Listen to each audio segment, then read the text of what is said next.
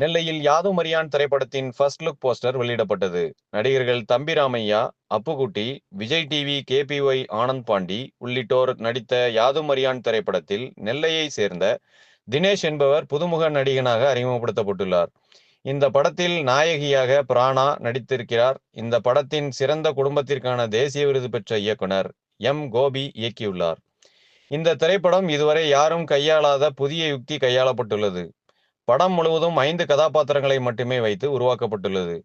Psycho thriller ஜேனரில் உருவாக்கப்பட்டுள்ள இந்த திரைப்படத்தின் ஃபர்ஸ்ட் லுக் போஸ்டர் நெல்லை வண்ணாரப்பேட்டையில் உள்ள தனியார் தங்கும் விடுதியில் நடைபெற்ற நிகழ்ச்சியில் வெளியிடப்பட்டது. இந்த திரைப்படத்தை ஃபர்ஸ்ட் லுக் போஸ்டரை குரு பிலிம்ஸ் உரிமையாளரும் பிரபல திரைப்பட விநியோகஸ்தருமான விவேகானந்தர் வெளியிட நெல்லை மாநகராட்சி மேயர் ராமகிருஷ்ணன் பெற்றுக்கொண்டார். தொடர்ந்து படத்தின் கதாநாயகன், இயக்குனர் மற்றும் படத்தில் நடித்த நடிகர்கள் இணைந்து கேக் வெட்டி புதிய ஃபர்ஸ்ட் லுக் போஸ்டர் வெளியீட்டை கொண்டாடினர்.